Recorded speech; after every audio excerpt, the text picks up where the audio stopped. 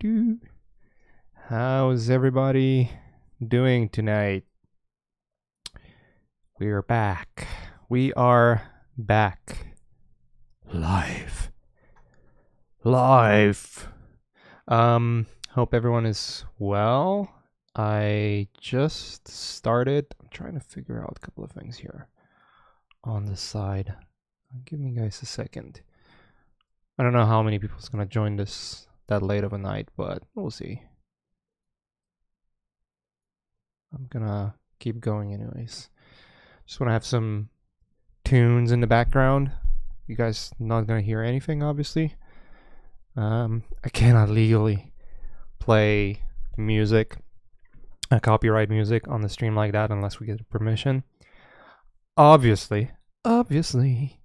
But yeah, anyways, just want to have something. It's late at night. My family's asleep, and it's 10 p.m. here in Los Angeles. Anyways, feel free to ask me any questions, guys. I'm here to answer them all. Obviously, I'm gonna try to work on this image in the meantime, see how far I can go. This is where it is. There's not much else going on there. I was teasing that image a while back. I have this fucking boom, amazing freaking, you know the drill. A little bit of that awesomeness going on here. I can't remember which one was. Anyways, fuck that. I just have to disable it. I'm gonna play with it a little later. I'm gonna work on the background a little bit and the character a little bit more. Let's see. Talking to online strangers while family is asleep. Yeah. I guess fuck my life. That's where we're at. It's absolutely true, brother. That's exactly what's going on. Talking to strangers while everyone else is asleep. Just not kosher at all. Boom boom doom doom. Anyways, I'm gonna be working on this image. I'm gonna mumble a little bit here and there. You guys can ask me any questions you want, and we'll just keep going. I might talk about some subjects. I don't know what to talk about right now, really.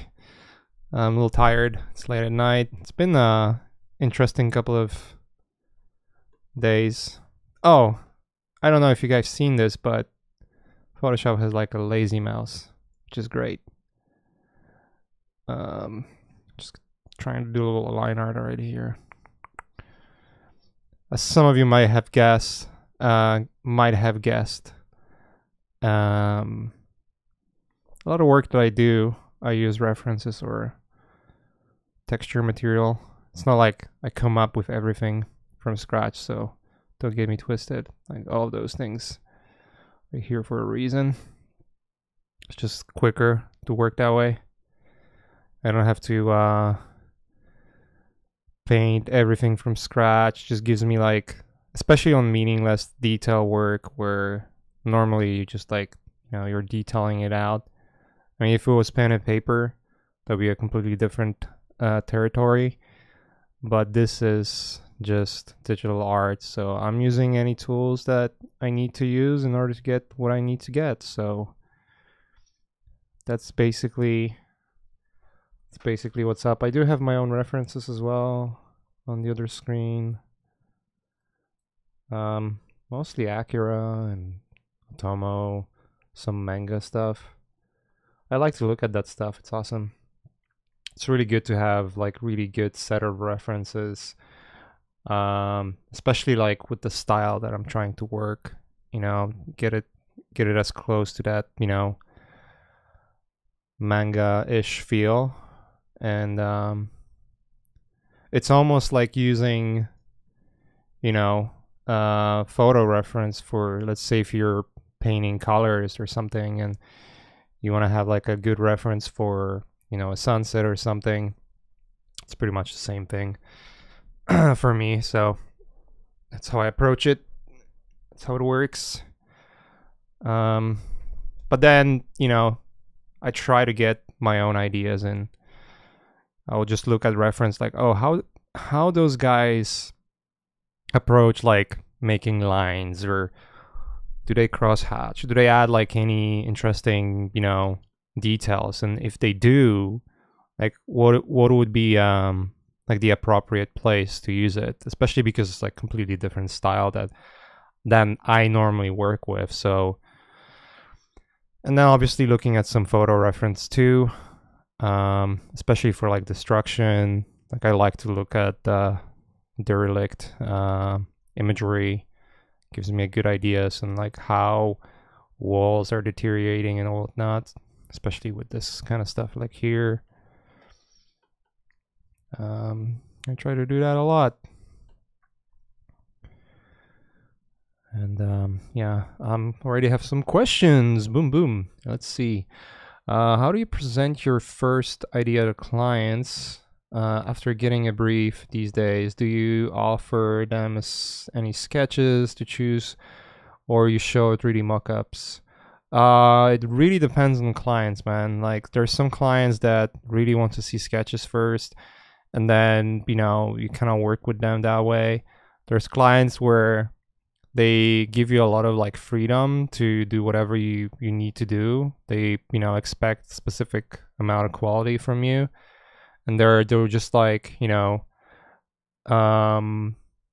just tell you like, hey, like use your artistic, you use your judgment and try to come up with this. They will give you a brief what to do, and then you just go with it. It all depends. There's just so many ways to approach it. In my opinion, like I personally like to work where there's like a fair amount of trust coming from a client, so I can sort of like present what I think would be the best idea for what they have in mind. But I do like to experiment. I do like to get like an idea of what is their taste, and usually it takes a week or two, maybe not 2 weeks, but about a week for me to like really figure out what the client wants. And then from there it's just it's straightforward. It's very straightforward from there. Yeah, sometimes it's gonna be sketches, sometimes it's gonna be 3D mockups. I've been on a project not recently, last year. No, not last year. For fuck's sake. I'm already thinking it's New Year. There you go. A little tired. But I've been on a project where they wanted like really realistic looking stuff in 3D as well. And so I would just, what I would do is I would come up with an idea, mocked it up in 3D, and then like polish up like one part of it to make it feel like what it's going to look like when it's going to be a finished piece. So they know like, okay, this is what we are going, like this is what we are going to expect from you. You're delivering this, it's looking like that, looking great. Okay, so we're expecting that the whole thing's gonna look like that. So you would just like polish one, let's say if it would be, I don't know, like a vehicle, right? So you would mock up a vehicle. Yeah, that's how Vitaly approaches it. And, I kind of took a lesson from him because he's a fucking master at it. And it works. It definitely works with clients. It's some of them at least. Again, it just depends like what they want. If they want something real quick, just ideas, and they don't care if it's like production ready, then yeah, don't bother. Like don't freaking try to impress them with ooh, this is how I render. Like they're not gonna care. So I'll try to avoid that. But yeah, it's it's very straightforward approach that works. So yeah, I like doing that. And then sometimes just sketches, black and white or quick, or just even I think I had one project where I would just, have a Skype session and like really just on fly mock up some ideas. And, and see what the reaction is. Those are difficult because if you ever decide doing that, you have to be sure that the client that you're working with understands how art is created, so that you don't discourage them by showing some work that you're mocking up real quick, and then they think that's what they're gonna get at the end, and that's not the case. So it's really tricky, I would say. Hope that answers the question, brother. Hope that answers the question. Let's see what was next. Have you been at IFCC? Do you have any plans to on attending the festival one day? I have not been this year. I went to THU instead. And I will see. I'm generally not a kind of person that goes to those kinds of events very often, if at all. I think I've been only once or twice to events like that in my entire life. And they're great, don't get me wrong. There's nothing wrong with the events themselves. I love what those guys are doing, and it's amazing for artists, obviously. It's just not my thing. I personally, believe it or not, I hate travel. I hate travel. I hate moving, all of that stuff. I hate it. It's not my thing. I've been moving. Maybe it's because I've been moving so many times in my life already. Changing countries and moving overseas, like that alone will get you. And it's not fun. Trust me. Like moving your whole family across the ocean, sucks. A lot of friends that you have. People think like friendships stay forever. Sometimes it's not true. Give it a distance and it's gonna fade away in a lot of cases. That's unfortunate how it works, but you just don't talk with people that often. There might be some outliers or situations where you have someone who you're talking with constantly, and they're not around, like you don't ever see them. Then maybe that sometimes works, but generally, like, you kind of want to see people face to face at least once every now and then. And if it doesn't happen, then like, interest might be lost real quick. So yeah, moving sucks. You just like pretty much like starting new life whenever you do that. So I'm not complaining, by the way, at all. I'm a very positive person in general. Very positive. I'm just saying how it is. So, and just giving you reasons why I don't travel to events too many times. I usually, like, if I decide to go with the next one, it's probably going to be aligning with something that I want to do personally as well. Like, let's say if I want to visit my family or friends or whatever that would be, and then it aligns with the event happening in the close vicinity, then yeah, then it's going to happen. Or if there's an opportunity that is related to it. But otherwise, I think I already have busy enough life that I don't need to add more to it. So my portfolio is almost ready for me to start applying for jobs. Any tips for a newbie like me? You'll never know if you're ready or not. That's the problem. You might think you're ready, then you apply, and then you don't hear from anyone. And then you feel like, well, like, what's wrong with me? Usually what's wrong with you is very simple. If people don't reply, that means your portfolio is not good enough. That's the only answer. If you ever ask yourself a question like, I applied for a job, I never heard back, probably your portfolio is not good enough. That would be like the most honest answer to that question. Like, what's happening? Why it's happening? Like, why I'm not hearing anything back? So yeah, I would say, but when you feel ready, like, hey, like I got my work ready and I want to apply, just apply. Just fucking do it. Like, don't think about it. Just send stuff over, but know that if you're not hearing back, that means it's not good enough and you have to work on it a little more. And that's usually like the good common denominator when it comes to that would be exactly, you know, the amount of response you're getting from what you send. If you're getting responses and, hey, like, we like your work, let's talk. Like, if you get that kind of response, then you should feel happy. If you're not getting this kind of response, then you should probably consider continuing to work on your portfolio. That would be my advice. But yeah, I would just apply and just wait. Apply and wait. Or actually, apply and continue doing what you do. Like, don't stop. Just continue doing it. It's not like, you know, you applied and boom, you're done. Like, that never happens. Especially with art, you know? Like, you kind of want to keep going, continuing. So that's how at least how I look at it. I haven't been applying to work that often, honestly.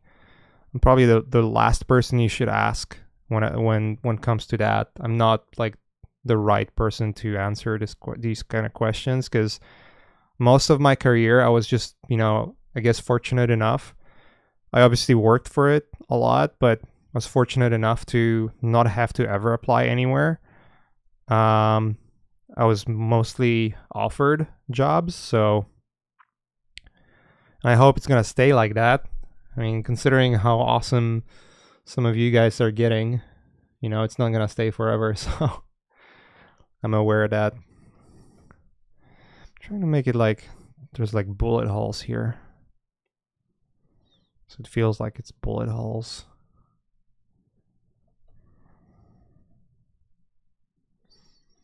It's gonna be a tricky one. Any tips how to negotiate with the client? That's a tricky one. Depends on the client, obviously. What do you want to negotiate? Like, whether it's the amount of money you're gonna get. What I try to do usually is when I talk with clients is I have my rate that I go with, and then, you know, I usually they usually ask you like, how much, what's your rate? So I usually tell them like, this is what I charge normally, and then, you know, depending on the quality of your work, and, you know, that number is gonna change. Again, like, you have to be honest with yourself and everyone around you, like what you're really worth. And, you know, if you have no experience, you've never worked in the industry, and your work is average, and then you say, hey, I should be earning this amount of money, and the number you're presenting them is the same number as, let's say, Jamie Jones or Eitan Zana was asked from clients, then you're fooling yourself if you're going to get that. It's very unlikely. Very, very unlikely. Just to give you a perspective on numbers, I'll talk about freelance on like high level in US specifically. You can, as a freelancer, you can earn, and I'll talk daily rate. You can earn anywhere from, you know, on lower levels, 300, I guess 300 would be the lowest I heard about, from like, you know, artists that respect themselves.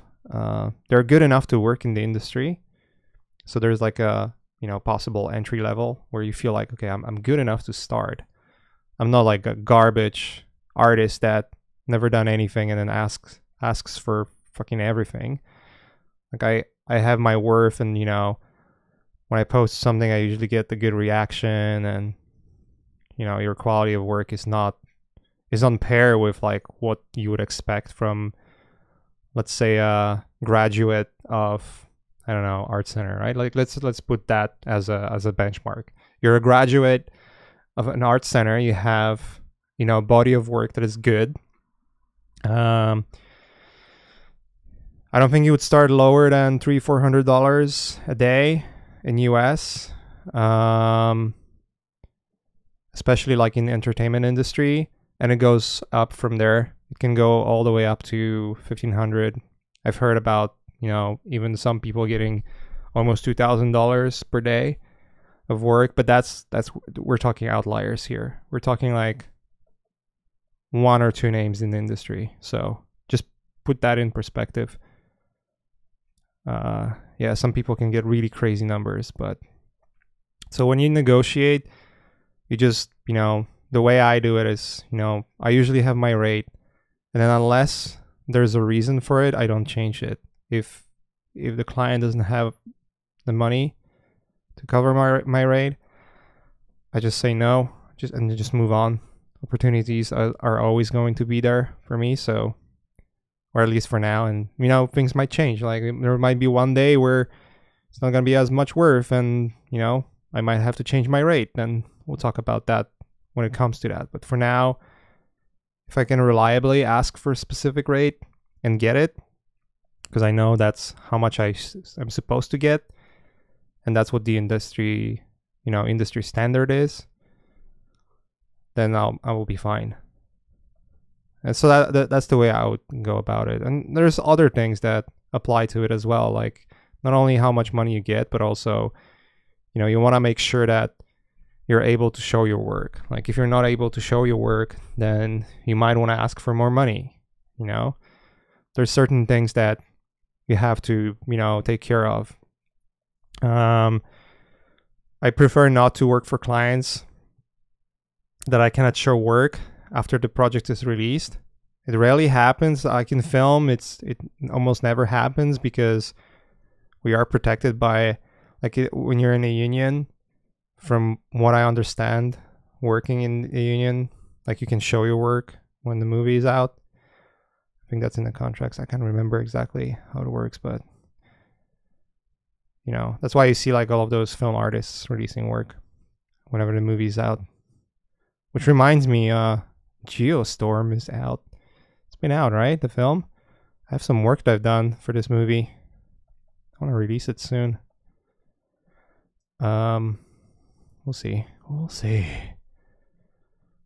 And yeah, there's other elements that have to be taken into consideration when talking with clients. Usually, if you're really good and you have a lot of options, then that means you can sort of to a degree decide and make demands. But if you don't have that many options and you you have to grab any work because otherwise you're gonna be not working, then it might be a better idea not to have too many demands, and just go with what they offer. But again, if you have a client that comes in and say oh, we're gonna pay you 1/3 of your rate, well, you probably don't want to do that regardless. So, but yeah, that's how. I hope that helps. I'm mumbling a lot, for fuck's sake. I hope I'm a little tired. It's been a long day. And by the way, for those who've been, watching the streams for a long time already, and, you guys might have expectations because they were, for a longest time, they were super regular. And then past, I think since September, there's just been a streak of different events that just happened that made everything fucking hit the wrench, wrench thrown in the cogwheel. That just basically threw everything off the regularity. So I'm hoping to fix that soon. A lot of things changed in my work, and there's my calendar. There's a lot of things that I have to pay attention to, and for past, I don't know, since basically THU, it's been difficult for me to have a solid proper calendar. I'm trying to fix that. I want to have, for just a peace of mind, have a calendar that I can work with. because everything is sort of like changing. It's also end of the season, you know, like we have Christmas coming up. You know, we had Thanksgiving. On the work front, there's a lot of like projects that just come and go all the time, so I have to sort of like work around that personally. As well as, you know, with the school and everything. So there's just like a lot of moving parts around right now. But, you know, as we go, it's gonna sort of like get a little more consistent, and then we'll go back to like a regular, you know, schedule of having like, okay, at this time we're gonna stream, and you know what to expect. So for now, it might be so that for next week or two, or maybe until like the New Year's, I might be streaming at this time. I think Wednesdays at this time work for me pretty well because I don't have any commitments, and I don't see any commitments that late in the night for a bit of time. So I might just work and do streams at this time of night for next few weeks. I know it's going to be a little bit inconvenient for some of you guys that been, you know, watching it during the day. But we'll see. We'll see how it goes. For some of you, might be happy, like, oh yeah, actually it works for me. It's definitely not gonna work for guys in Europe. Like fucking, I don't expect anyone in Europe waking up at this time. I would not personally. No matter what that is, it would have to be something fucking significant, like Sid Mead doing live streams and giving tips how to paint Blade Runner. Then yeah, I would wake up for that. But for me, fuck it. I wouldn't wake up for myself. All right, moving on with questions. Let's see. Any advice on achieving a longer flow state when working longer hours? You don't want to get overtired, because if you're too tired, you're never going to be focused enough. It's good to have like a healthy amount of sleep. You know, be prepared for that. And it's very, I mean, from my experience, super unpredictable. Like you might have days where you start and you fucking cannot finish because, you know, it just goes on, and you're doing a lot of work and it's all going great. And then you might have days where it's complete opposite. So it's hard to tell. That's the problem. It's really hard to tell.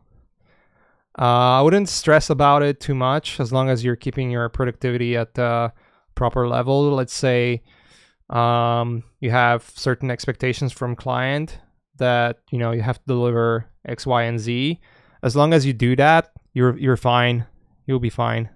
Absolutely fine. So I wouldn't worry too much. And then if you can have those moments where you have a flow state where it's just like everything is just clicking together, then go for it. I think from a more pragmatic point of view, removing any kinds of distraction is going to definitely help you to maintain that state. Like just, you know, I have a rule, for instance, because right now I do work from home. I have my home office. So my rule is if the doors are closed, that means I'm pretty much not at home. Like I'm considered not to be at home no matter what happens, unless it's like an emergency that something has to be done immediately. Like you would get a phone call at work, like this is an emergency, you have to go. Unless it's something like that, I'm not there. Not even a fucking peep or whatever. There's no room for any questions whatsoever. And the reason is, I mean, it sounds harsh. Let's say if you have a family and you want to maintain it that way, it sounds harsh, but trust me, you want to do it that way, especially if you work from home. If you work at the office, and you have like random people coming over constantly asking you questions, just put the headphones on and ignore the fucking people, and like just don't fucking answer questions. And if someone persists, like tell them, you know, you don't have to be a dick. It's like, what the fuck, what do you want? Instead it's like, hey, I'm busy now, can we talk later? Like, is it something important, or can we talk later? Or can you send me an email? If it's really important, send me an email. I'm busy right now with work. I have to do this for whatever. Just like, I try to be very sort of shielded when I'm working. So, because like, especially at the office, you can get so many distractions. It fucking sucks. So try avoiding that. But yeah, I wonder if this fucking will work.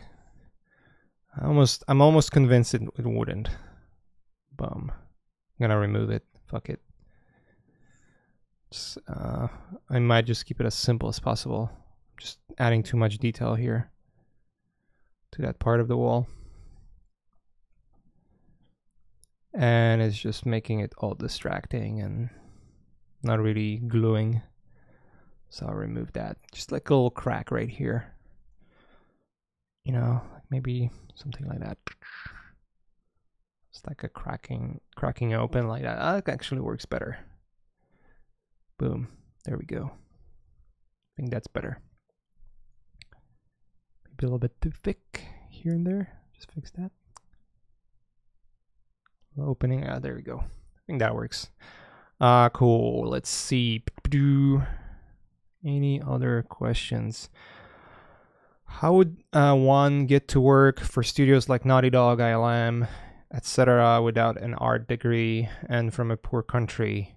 Let me start with something that I said many times, and it's probably something you're gonna hear even more times, especially from me, especially from like, actually not especially from me, from any artist out there. Every single artist that I know will tell you the same thing. Your degree means shit, means nothing in this industry. Nobody cares what kind of paperwork you have. The only entity that cares about your degree is the government. If you want to immigrate to, let's say, United States, that's the only reason when it's useful. And again, it's not mandatory. Like, it's not mandatory, it's useful.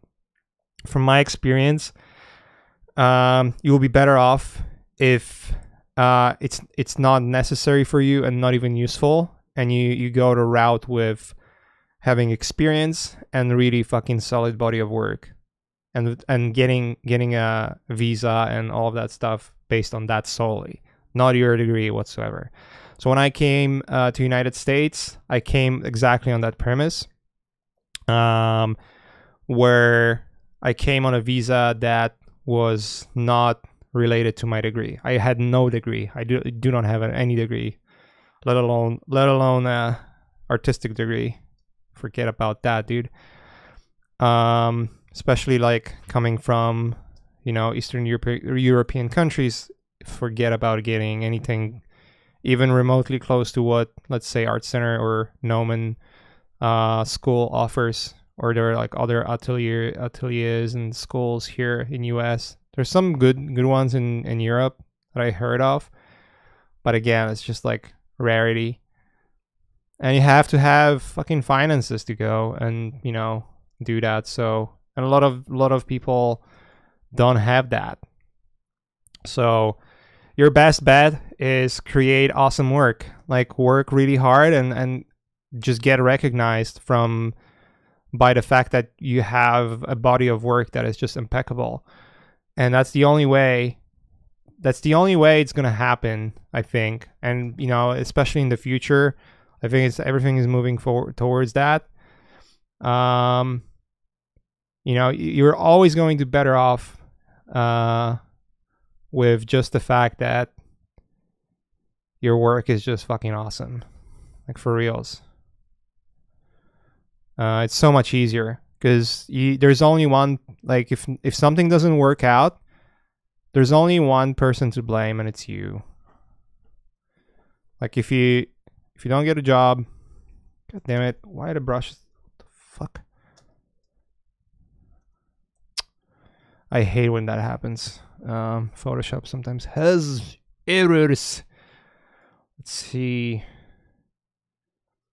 Let me hide this real quick. I'm gonna try to fix it.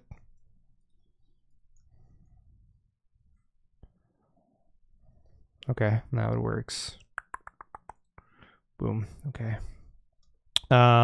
Anyways, yeah, what I was saying is like the only person to blame is yourself. Like if you don't get those opportunities to move, or have like a really good job and work for clients like X, Y, or Z, it means that your work is just not good enough. I know I sound like a broken tape, but that's really what it is. I didn't start personally, I didn't start working with ILM. Like that was not my first job. That was my dream job. Like, fuck, ILM, holy shit, I would want to work with those guys. Naughty Dog, all those guys. Oh my god, like that would be so amazing to do something with them.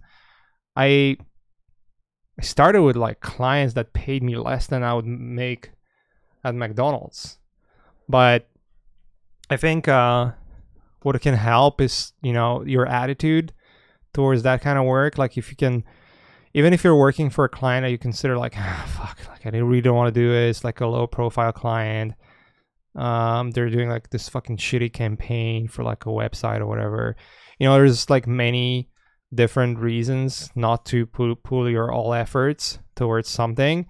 But what I've noticed is that, I mean, you get hired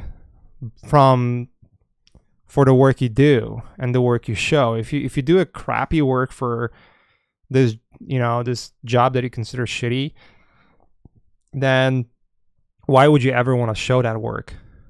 That means like you've spent time working for a client doing work you're never going to show.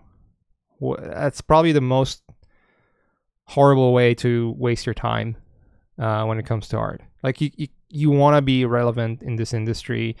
You want to show work that you're proud of, and any opportunity you have to do that is great. Like if you can have an opportunity, let's say you do like a crappy commercial for something, right? Fucking condoms or something. I don't know, something stupid and embarrassing, but you fucking nail it. Like you make art that looks amazing. People will not judge what you did it for. They will look at the body of work and say like, holy shit, like he really nailed it. It's awesome. So that's how I would look at it. And yeah, it's just, goddamn, it's like, you really have to work hard. In this industry, nothing comes easy. Everything is a struggle. And it'll never be easy. I mean, moving forward, there's just like, this industry is so saturated right now. I mean, it's been like that for a couple of years now. But there's more and more artists showing up in the industry. So you just have to be prepared. Like it's not going to be easy. It's going to be a lot of competition there.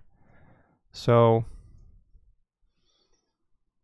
do your best, I would say. Do your absolute best and hope for best. And put everything, I would say put everything on your hands. Like set that fire under your ass yourself. Don't let don't let anyone else do it to you. Like if you do it to yourself, when you put yourself in a position where you're freaking out, and that's motivates you to work harder, that's always gonna be better motivator to work really hard than if nothing's working out and you're blaming everyone around you for that. So what's my rate? A Bugatti day. A Bugatti a day. That's so funny. That is funny. Yeah, the Bugatti thing, like we had this, in Learn Squared, we had this joke like a while ago, when we were starting the company, and we were thinking like, when you start a company, you always ask yourself, I mean, not always, but a lot of times you might ask yourself a question like, why am I doing this? Like, what is the reason for what? Like, what is the reason I'm doing it for, And if the answer is only, like, if you're going to answer that question saying, oh, I want to make a lot of money, guess what? What's going to happen? You're going to get so bored with this business adventure that you'll never make any money. Because and that's sort of like a business 101 that you learn over time. And and it's really important, I think, to know, which is if you start a business and you do it for money, in most cases, unless you're extremely lucky and you're fucking brilliant as well, and you come up with, you know, a groundbreaking idea, which this is not a Silicon Valley movie or a TV show where, you know, everyone is freaking brilliant and smart. Like, most of us are really just dummies and monkeys, and some of us get lucky, like not lucky, but like there's so many things that align with your hard work and, you know, and dedication, and then sometimes it clicks right away and you get those companies that look amazing, but they only look amazing from the surface, and what is not ever shown to the public is how much effort and fucking blood, sweat, and tears it take to get something, you know, I don't know, like Uber or any of those, you know, app companies, or even just like some of the art schools that you see out there, like how much effort it takes to get it to where it is. And then hopefully you're gonna make money out of it. Most of the businesses, like 99.9% businesses, don't make amazing profits. They make less than you would usually make working for a company, for like a good corporation. That's the reality of it. So yeah, like we had this joke because we were thinking, like, what is the reason for us to do it? I mean, most of the reasons was just like we're just passionate about it, you know, and we still are and always going to be. I mean, that's the reason why I'm doing live streams and whatnot. I could just chill and do nothing. I don't need to do live streams at all, right? There's no obligation for me to do it. I keep doing it because I love doing it. I love talking, and, you know, especially when I have guests, I love that as well. And, you know, hanging with you guys, even, you know, answering your questions, that's fun as well. I mean, there's something in it that, you know, keeps me going. And then the byproduct of that is a business, and, you know, that's how it works. But we had this ongoing fucking joke, like when we asked ourselves, like, you know, what is the reason? Like, even if the question is stupid, you know, we already know the answer, but what is the reason? And I can't remember who came up with this. Might have been Ash or Anthony, saying like, oh, we're doing it for Bugatti, obviously. We're gonna make that Bugatti money. Release those classes and have money for down payment, and then drive Bugattis like that. That was like an ongoing joke for a long while, and then it just, you know, just spewed over on us on a live stream. Let's see if there's any other questions. Perfect, man. 7 p.m. in New Zealand. Hell yeah. New Zealand is fucking gorgeous, by the way.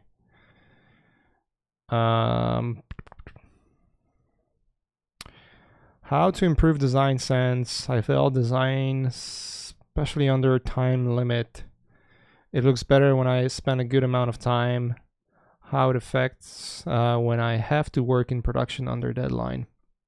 So design is something that comes with time and experience, in my opinion. Like, you can learn certain things. You know, you can learn certain like attributes of what makes a good design, but the reality is, like, at least that's how I see it, is you create your own sort of taste, your design taste, you know, how you approach work and what shapes you choose specifically for the work you do. And, you know, when we look at artists' work and you see some of the, you know, some of the posts people post, and you see like some of the artwork, you can tell like, oh, this is this artist, you know, I recognize the style. I love his, you know, the way he approaches colors and whatnot. Like, there's just like, you can tell, like, if Eitan makes a painting, you can tell it's an Eitan's painting, right? If Shadi posts something, like, you can even like recognize Shadi's work, even though he's not posting enough, in my opinion. I wish he was posting more work because I love his work. He has like very specific style, you know. And him and Eitan are, you know, they have some similarities, obviously, but you know, they're friends and they learn from one another for sure. But even like looking at Aaron Lemonic's work, Aaron, like all of the Naughty Dog guys have, it's just a byproduct of them working together, and I've been working with them as well and was gathering that as well. There's certain like style that comes, certain like let's put it this way, not style, but the quality of work, like the like the baseline quality that is just like, oh, you're oozing, like, oh my god, it's so juicy and awesome, you know, it's so painterly awesome and juicy.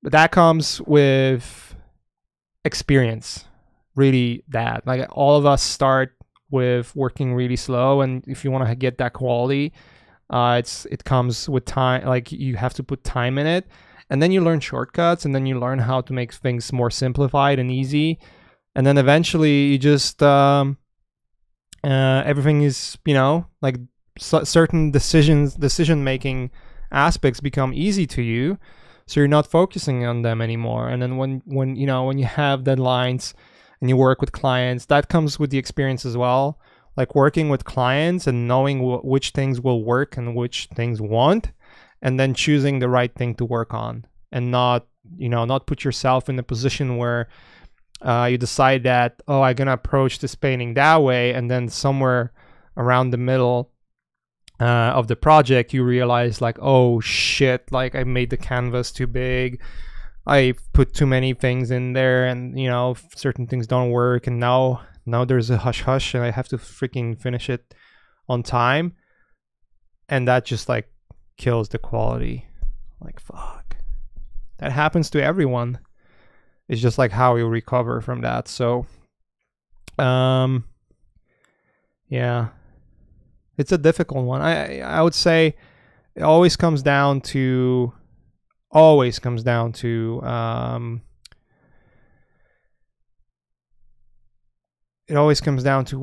was about to say. Yeah, experience and just time you spend on it, you know. Like just experience, sheer experience alone will make your, you know, design decision making easier. And then just like, you know, life experience as well, understanding certain things in life, like how things work, how vehicles work, how guns work. Like if you want to paint guns, like what makes them work, what makes guns shoot. Like just like even spending some time on figuring out that will allow you to be better designer, you know. And then understanding forms and shapes and whatnot. There's like design principles that you always can refer to, and really see if any of your work follows those principles, you know. And that everything else is experience and then taste.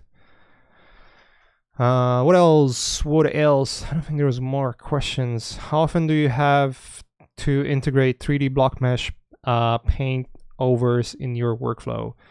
An example, Modo and DAZ became an industry standard. I don't know if they are industry standard. I don't think there's an industry standard. There's an industry standard when it comes to like VFX for sure, and certain games companies when it comes to like, you know, assets creation. There's definitely industry standard for that, but for concept art, I have not heard about industry standards at all. Like everyone is just using what works for them. So there's a lot of artists that use Modo. I don't use Modo specifically. I know a lot of artists that use Maya. I know a lot of artists that use ZBrush or 3D Code. You know, so there's those are just tools, man. Like it will just make things easier. And to answer your question about, you know, 3D block meshes and whatnot in video games, a lot. That happens a lot. You know, you're gonna get like sets from levels that you need to work on, and you're gonna get them in 3D, and then you're gonna do overpaints. You know, that's like going to be a majority of your work. And when it comes to film, it's very similar. You're gonna, if you're doing environment work, oftentimes you might be doing environment work that is related to like specific sets that are being created, and then you have to be like really really careful what you do and what can be done, You know, there's certain things like within the set that cannot change, and you cannot change at all. Like you have to do it the way it's laid out. And then you can change some backgrounds, you know, there'll be specifications saying, okay, this is how the set goes. Everything past this point, you know, in reality, there's a wall with the green screen, and then everything past will be on the green screen. So then you would design how those things going to look. And then, you know, they would figure out like how much it's going to cost when it comes to actually creating it as a VFX. So there's a lot of like thinking related to that. Not often, but sometimes, you know. And then there's gonna be keyframes and stuff like that. So it's a mix. It's hard to tell. Like it's all really project dependent. So how do you manage procrastination, life-work balance, and try to work 8 hours a day? I haven't been working 8 hours a day for a while. Fuck. Actually, let's unpack that. This is an interesting one, I think. Ever since I started in the industry, so ever since I've been working in this industry, I usually spend, gosh, I don't even know how much time. I'm gonna flatten this shit, dude. I think on average, I've spent about 12, 13, maybe more hours. No, definitely more than that. Yeah, 12, 13 hours a day working. So, I mean, last year, like this year was more mellow for me. There was like different things that I focused on, not necessarily client work. I know there's some family work related stuff. You know, when you have family, you kind of want to do a little bit of that, you know, every now and then, not just work, not just like client work 24/7. You're going to lose your mind eventually. And you want to find that balance, obviously. You have to see like what your life is and what you can afford as well, you know, because there's some of us that, you know, like you find the right balance, and then you can just, you know, put more time into work or maybe more time to family. Like there's, you know, it's very personal in a way that there's no formula. It really depends who you are, what are your goals, all of those things, right?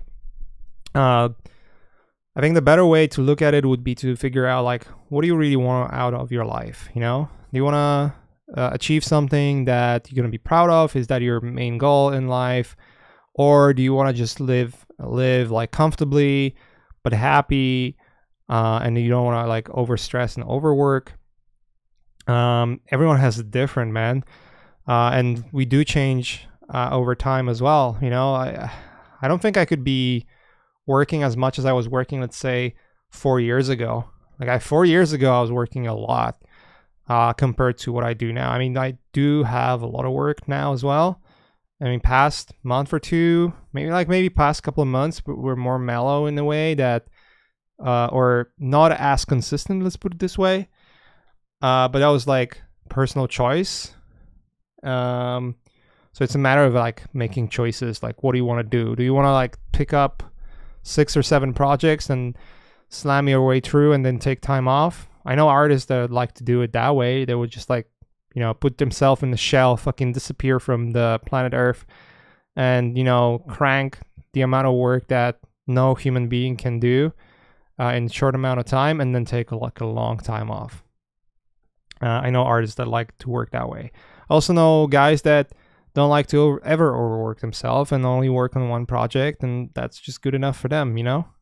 So it's just a matter of like preference of, and also who you are, you know, what you specifically expect from life, not just what others want from you, but you specifically want from yourself. I think that's more important than anything else. Yeah, I would look at it that way. But that was the other part of the question. How do you manage procrastination? That's a difficult one. I think I talked about it a little bit past few streams about, like, you know, hitting that rot where like you don't really want to do anything, you're like maybe burned out or something. You know, I would really refer to those streams because I had like a long fucking monologue about that. But to maybe put like at least some information shortly, you know, taking a break, and just like, you know, doing something that is not requiring you to be really productive or to think all the time would be a good idea. You know, going for a run or walk, just, you know, keeping your mind at ease at least for a moment. You know, I heard meditation is apparently really good. Yoga is great for that as well. Like, just do some yoga, you know, get like really relaxed and stretch out, have some workout. That always helps. Like physical activity helps to, you know, have your mind fresh. It really does. But yeah, I hope that answers your question, brother. Procrastination is something that is real. Don't get fooled by social media. Let's put it this way. I know what to do. I went on a long fucking explanation on that on my streams, on past few streams when I talked about this topic specifically. But freaking getting rid of social media, man, and just using it only when you really need to. It's such a big change, man. It can change your fucking life. Not getting on Facebook all the time. It can completely change your life, man. You're gonna have way more time than you imagine you would have normally. So I only use social media to, you know, related to my work specifically. I only follow a couple of people that I really like. I really like their work, and I freaking enjoy being inspired by them, but that's about it. It's just too many distractions in life. You kind of want to remove those. Remove as many distractions, relax sometimes and stuff like that. So, and life-work balance, man, like it just depends on who you are. There are some people that love to be with family and spend a lot of time doing that, and they're only going to work as much as they need to.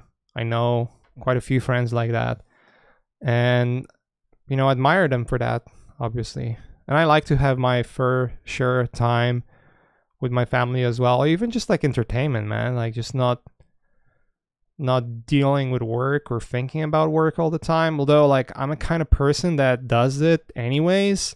Like even if I'm going on a break for vacation, I just cannot stop thinking about certain things.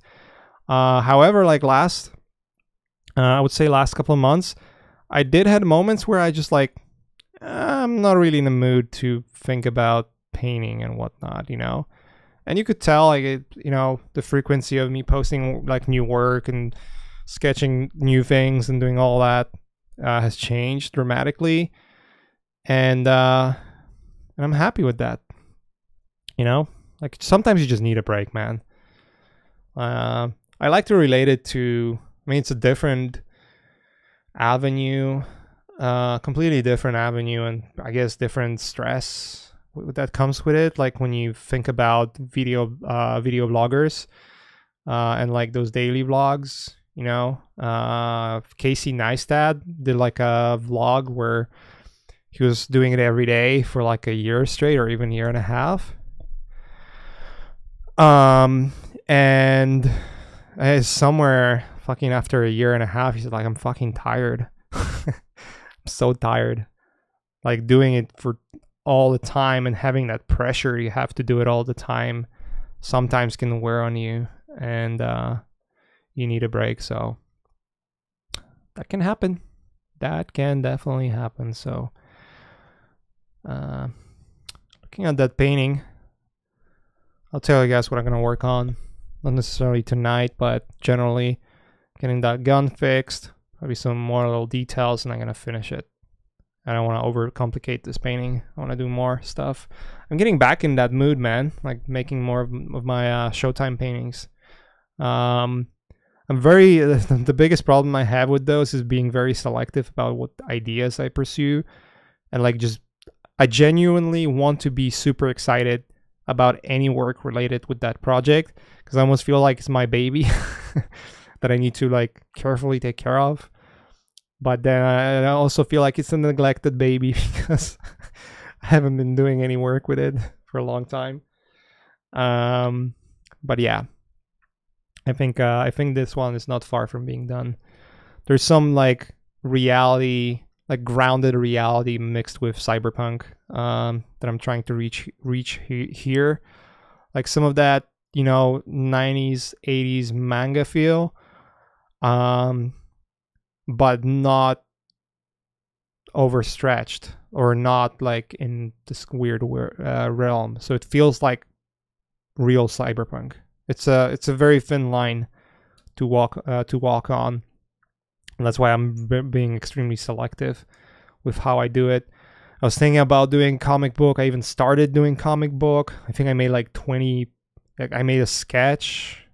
I sketched out like 20 something pages, and then just read the story. I was like, oh my god, it's so stupid. I don't want to do it. I'm bad at storytelling. So I'm focusing on the strengths and things that I love, man. So, and if I just don't want to turn it into something that I would hate. That's basically how I look at it. So anyways, guys, I'm going to wrap it up now. I think next couple of streams going to be at the same time. I'll let you know if anything changes, but let's assume that next couple of streams going to happen at this time. 5 Transformers movies, so don't worry. Hey, I worked on one of them. The one of them that's coming up, Bumblebee. Did some work there that I'm actually proud of. I actually like that work. So I had some couple of projects that I'm pretty happy when they are gonna be out, so I can yeah, don't worry, dude. I'm not that attached to work. I'm attached to work when I'm doing it. I'm at least trying to be as attached as possible so I can, deliver the best work. But if it's not my project, if it's gonna be good, awesome. If not, then not. Oh yeah, new course release. So guaranteed, we're gonna have 2 more courses coming before end of the year. We're gonna have Atom Swab course coming up very, very soon. We wanted to have it sooner, but we just don't want to push something that is not finished. So you guys know it. We always want to release the fucking good shit. So so there was a couple of issues that we wanted to iron out, and not like content issues, more like making sure that everything is fucking perfect. Like, putting the last screws there. His course is amazing. For those of you guys haven't seen the first course he made, like Houdini, you can make so much good shit with Houdini. Let me fucking pull it up. I love Adam. Adam is like freaking amazing guy, man. There we go. Let me pull this up real quick here. Yeah, so that was his first course, and you can see what kind of work he does professionally. And yeah, so he made a course and how he approaches Houdini and how he does those things, and sort of like the basics, so you get a really good understanding on how to work with it. For most of you guys to know that most of the courses, if not all of them, I would say most of them, because there's some of the courses we have are more advanced, but his courses, you can just, like, if you don't know any single thing about Houdini, you can take it and learn it and fucking do awesome things with it. So that's like a good start. And then I think the next one is more of a better fucking goodness when it comes to that. So I'm really pumped for it. And then another one that we're having coming up is Aaron Mnemonic course. So we're gonna have it coming up this year as well, right before Not exactly right before holiday season, but you'll definitely see it released before Christmas. So Adam Swab and Aaron Monick. And then next year we have more stuff coming up. I'm working on my course right now. I'm really hoping to have it done for January, maybe end of January, maybe February. Again, as you guys know, I've been fucking working, and I think I started like 4 different courses myself. And I always realized one thing, like, fuck, I already done that in my Gumroad. I already done that, this and that, you know? So I want to approach it really carefully. So when you buy it, it's not going to be like a rehash. The last thing I want to do is rehash shit.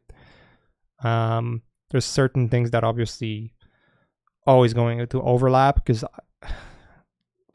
not every year I'm starting a new technique of work, but I do learn to be better at things and understand them better and then lay them out better. And I want my courses, my upcoming courses, to be more basic for you guys to understand and get like a deeper insight of how my brain works when I paint. Not necessarily which tools that I take. I don't want to focus on the tools, but the methodical way of doing things. So that's basically in works. And yeah, Aaron Lemonick's course as well. Aaron Lemonick, you guys know, senior concept artist at Naughty Dog. Worked for fucking a lot of films. Have been teaching already. Some of the guys who know him from the teaching, if you ever took any of his prior classes, you will know he's an amazing teacher. And he's an amazing artist. So I'm excited about that one too. Both of those guys, Adam and Aaron, like amazing teachers. Fucking amazing teachers. They very, very methodical and very straightforward. Like there's no room for questions or misunderstanding. You know what you're expecting. You know that if you follow exactly what they teach you, you'll be successful with it. So I'm excited about those. There's more coming up. Hopefully next year we're gonna have way more content coming up than this year. But that's obviously to be seen. So I'm excited. All right, guys. Thanks for joining us, or me. Again,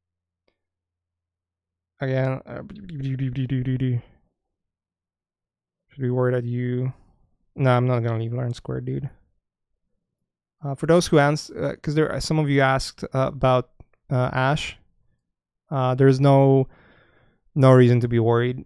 Ash probably gonna be on some of future streams with us. He's still like a really good friend. He just got other opportunities to focus on, and as it goes with life, you focus on the things that matter to you the most, and that's it. So yeah, but yeah, don't worry, everything's going really great, and streams are coming back, and yeah, we have some exciting fucking shit coming up. So that's that, and yeah, guys, thanks for being here. Thanks for joining me. Next stream is gonna be probably the same time. If anything changes, I'll let you know. And again, sorry for this being a little hectic.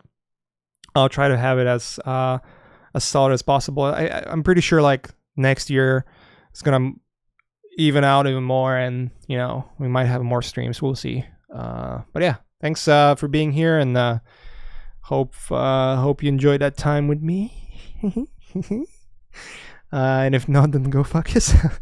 No, joking. Have a good night, guys. Or if you're somewhere else, have a good day or a good morning, whatever that is. And till the next time. Cheers. Let me fucking stop this stream. Where do I do it? Oh, there you go. All right, guys. Bye-bye.